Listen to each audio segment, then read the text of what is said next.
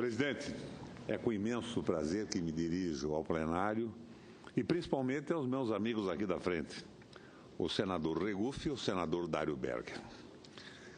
Fiquei sabendo que o senhor presidente desta casa e os senhores líderes programaram para o dia 13 de dezembro a votação final da PEC 241/55. Esta data cai a fiveleta, senador Pimentel. Como diriam os portugueses, não sei se foi escolhida por acaso ou sugerida gaiatamente por algum bem-humorado líder governista. Afinal, foi em um dia 13 de dezembro, há 48 anos, também com apoio irrestrito e entusiasmado do empresariado e da mídia, que editou-se o ato institucional número 5, a mais radical e destrutiva das intervenções do governo militar na vida brasileira. O AI-5 representou uma flexão à extrema-direita dos golpistas de 64. Foi um golpe dentro do golpe, definindo com mais clareza, sem pruridos ou rebuços, os novos rumos do regime. Como disse, então, o ministro Passarinho, na reunião que aprovou o ato, as favas com os escrúpulos. Assim, como o AI-5, há quase 5 décadas, a PEC 241/55 também representa um projeto de poder e traz em seu coração, igualmente, a truculência, a ferocidade, a impiedade e o ódio de classe. E manda às favas qualquer escrúpulo na rendição ao mercado e à globalização. Logo na sequência do ato 5, o governo militar disparou uma ampla e massacrante campanha publicitária. Lembra, senador Dário? Ela tinha como apelo central o dístico "ame-o ou deixe-o", o estigmatizando, ferreteando como inimigos do Brasil aqueles que se opunham. Não havia meio termo. Ou você aceitava a ditadura militar e os seus horrores, ou você era tido como um traidor da pátria.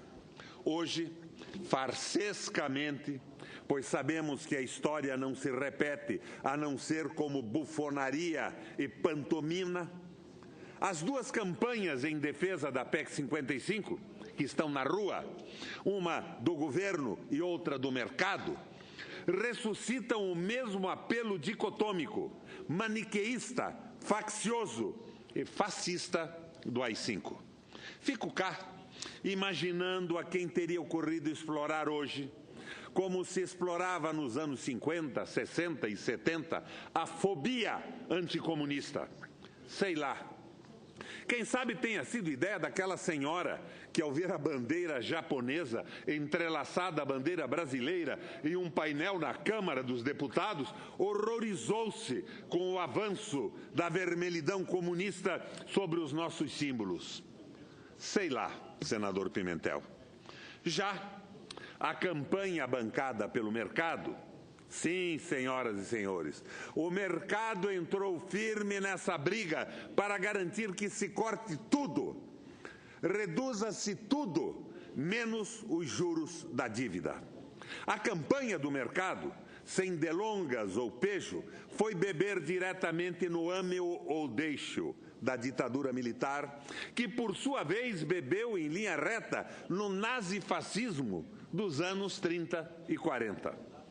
Em sua variante norte-americana, nos anos 50, o macartismo.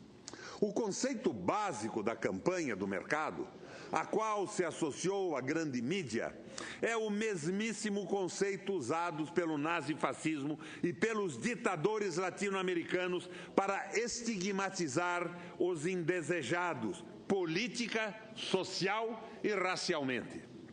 Como os fascistas, a campanha do mercado reúne diante de um muro para fuzilamento inapelável e imediato todos os que se opõem à fixação do teto de gastos. Se você é contra a PEC 55, você é contra o Brasil, decretam os bancos. Rentistas, sindicatos patronais e toda a sorte de gigolôs e proxenetas do capital vadio. Enfim, a campanha do mercado, em parceria com a mídia, não procura fazer pensar, convencer, estimular o debate. Nada disso.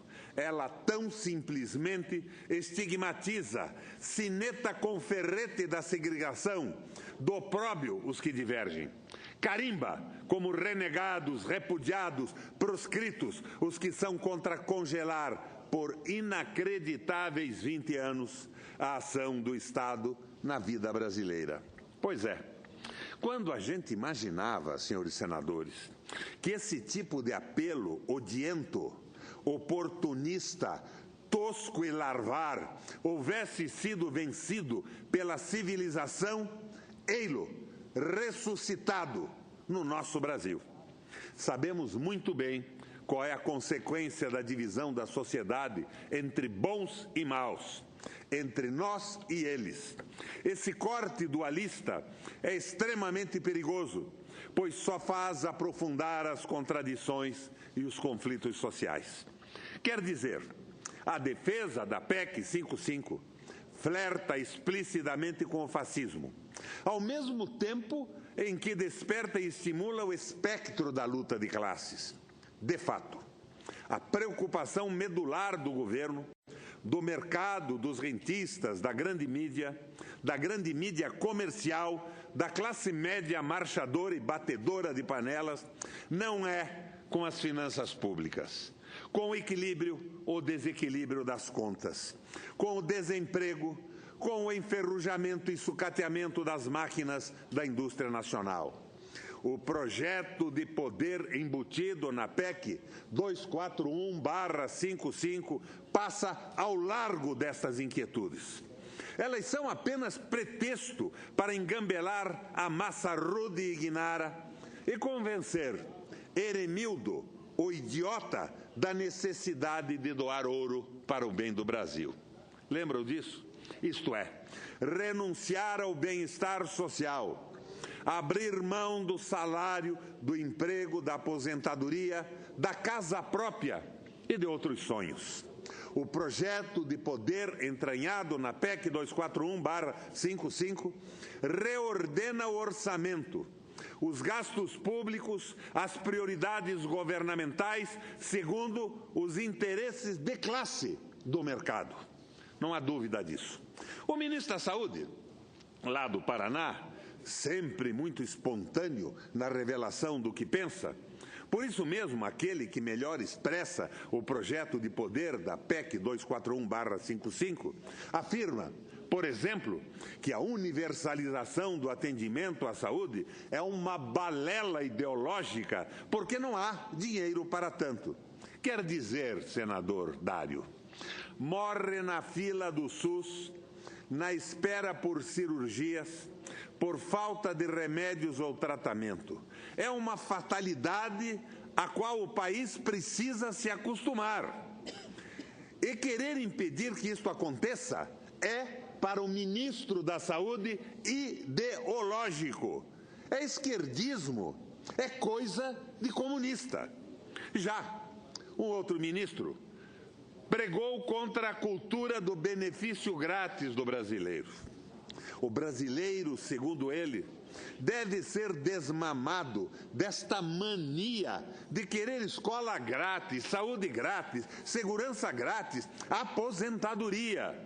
Logo, o povo é responsável por sua própria desgraça, já que, ao querer benefícios grátis ou subsidiados, sobrecarrega o orçamento público, desequilibra as contas, enfim, provoca toda uma cadeia, um dominó de consequências funestas. Como o malandro da ópera de Chico Buarque, que ao não pagar a cachaça no botequim, provocou uma crise internacional, já que o prejuízo da cachaça não paga foi sendo repassado, encadeando prejuízos da mesma forma que a PEC 241/55 atribui todos os males ao povo e a sua insaciável demanda por escola, por hospital, casa própria, segurança, aposentadoria e aumento de salário. E pobre, malandro, autuado, é julgado, condenado pela situação, diz a letra da música de Chico Buarque. Mutatis mutandi. É o trabalhador autuado pela PEC 24155 que é julgado e condenado nesta situação. Enfim, a PEC 24155 não é tão simplesmente uma emenda constitucional como tantas que tramitaram e tramitam pelo Congresso. É muito mais que isso. Insisto, repito e grito. A PEC 241/55 é um projeto de poder. Um projeto de poder neoliberal, ultraconservador, excludente, que externamente amarra o Brasil à globalização neocolonial e que, internamente, dobra-se aos rentistas, às elites agroexportadoras e ao que há de mais atrasado, inculto, provincial e reacionário em nossa sociedade. A PEC 241/55 é a revogação da Constituição de 88 e, como tal, é um golpe, pois revoga a Carta Magna sem que para isso se convoque uma Constituinte. Por emenda constitucional, impõe-se um projeto de poder que é a antítese do espírito da Constituição de 88. Isto é ou não é um golpe, senador Pimentel? É ou não é um golpe de Estado? E como o AI-5 é um golpe dentro do golpe que derrubou a presidente Dilma. Como diria Mino Carta, nunca subestime a capacidade de nossas elites de regredir, de restabelecer o mundo da Casa Grande e da Senzala. Foi uma ilusão, é uma ilusão a que eu próprio cedi, achar que havia ou há consciência democrática nas classes dominantes brasileiras. Triste ilusão. Quando elas não se sentem seguras, quando seus privilégios correm risco, elas não vacilam um segundo em golpear as instituições democráticas. Depois do golpe do impeachment, o golpe contra a Constituição de 88, o golpe contra o Estado de bem-estar social, senhoras e senhores senadores. Em pronunciamento nesta tribuna, nos debates na CAI e na CCJ, afirmei que a PEC 55 pode levar o país ao conflito civil.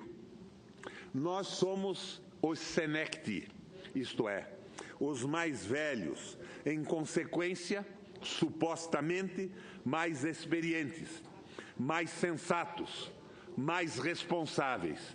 Logo, é de nossa obrigação evitar que o país se conflagre. Não escapa a ninguém. Basta que se tenha os olhos e ouvidos abertos à realidade nacional. Não escapa a ninguém que de 2013 para cá fermentam-se a radicalização e a intolerância no país. Na internet, nas redes sociais, nas ruas, transbordam-se manifestações arrepiantes, medonhas.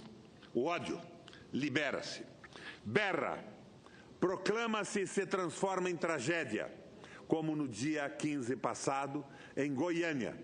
Segundo os jornais, lá um pai, senador Pimentel, depois de uma conflituosa discussão, matou o filho e suicidou-se por não aceitar seu envolvimento, o envolvimento do rapaz em movimentos sociais, por divergir dele em relação à ocupação de escolas.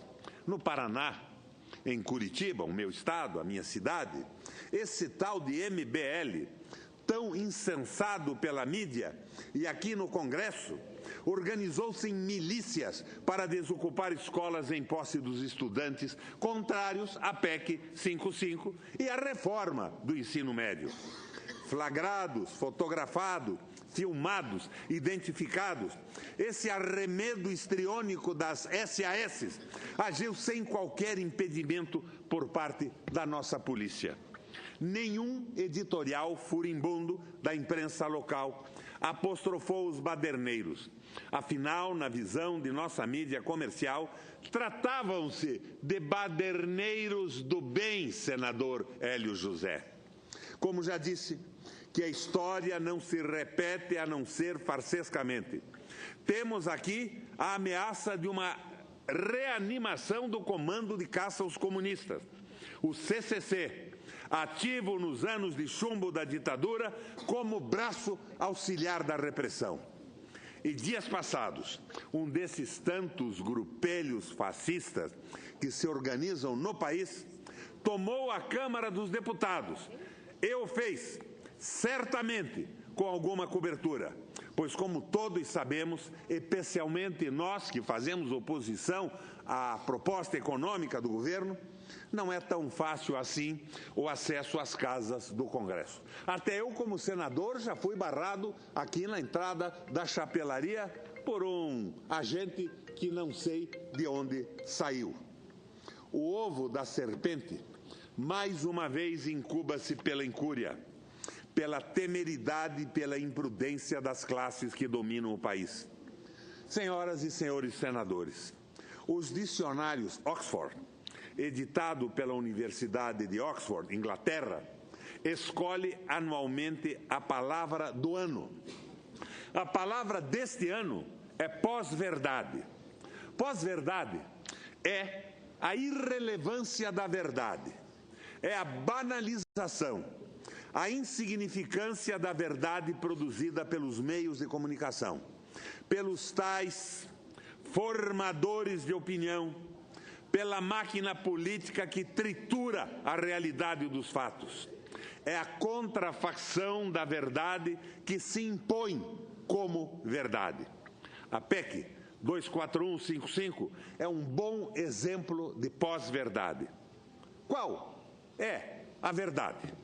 A verdade é que a PEC 24155 é um projeto de poder neoliberal, concentrador de riqueza e de rendas, antipopular e antinacional.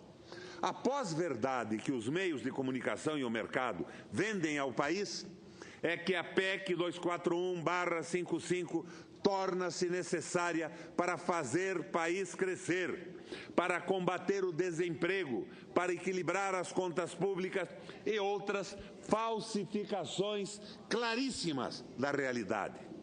A verdade é que a PEC 24155 vai muito além de uma reforma constitucional. A pós-verdade impingida ao país e aos brasileiros transforma investimentos e compromissos sociais e constitucionais em gastos, em despesas, em desperdício do dinheiro público, em sobrecarga ou carga morta sobre o orçamento. Fico aqui matutando, especulando, perguntando: será que o governo não se deu conta? Será que esta casa não se deu conta do buraco que se cava sobre os nossos pés? Acho que sim, senadora Vanessa. Penso que se deu conta e já está se preparando para o que há de vir. Pois, em perspectiva, o único caminho que resta ao governo e aos seus apoiadores no Congresso, na mídia e no mercado, é preparar a repressão contra a inevitável revolta popular. Dezenas de milhões de brasileiros que pela primeira vez em 500 anos experimentaram as delícias de fazer 3 refeições por dia, de viajar de avião, de comprar um carro e uma casa própria, de botar o filho na faculdade, não vão permitir que sejam novamente trancados na senzala. Não se trata de meu desejo. A pós-verdade, como falsificação da verdade, não há de resistir à realidade dos fatos, que entra pela porta e pela janela das casas e cobre a pós-verdade divulgada pelos rádios, pelos jornais e pelas televisões. Quem viver, verá. Encerro aqui o meu pronunciamento. Mas quando entrava no plenário desse Senado, depois de sair de uma reunião na Comissão de Assuntos Econômicos, alguns senadores me diziam que o senador Álvaro Dias subiu à tribuna para fazer uma diatribe pesadíssima em relação ao projeto de abuso de autoridade do qual eu sou relator. Eu quero dizer aqui ao Senado que quem é contra o projeto de abuso de autoridade é porque é manifestamente a favor do abuso de autoridade. E eu entendi perfeitamente o horror do senador Álvaro Dias, que foi governador do Paraná como eu. Ele não pode ser a favor de um projeto que confronte o abuso de autoridade. No seu governo, enquanto governador, ficou famoso por pôr a cavalaria da polícia militar a massacrar os professores do Paraná reunidos na frente da Assembleia Legislativa para levar as suas reivindicações. Houvesse, naquela época, um projeto como esse que eu estou relatando, o governador deixaria de ser governador naquele momento e ia enfrentar a enxovia de uma cadeia pública pelo ato criminoso de massacrar professores. Entendo assim que ele realmente não pode ser a favor de um projeto que defende a cidadania das agressões das famosas autoridades pequenas e grandes. Os malandros do sabe com quem você está falando, da carteirada, da impiedosa atitude, impiedosa, irresponsável e absurda de colocar policiais armados a cavalo em cima de professores indefesos. Está aqui a minha forma de entender o protesto do senador Álvaro Dias.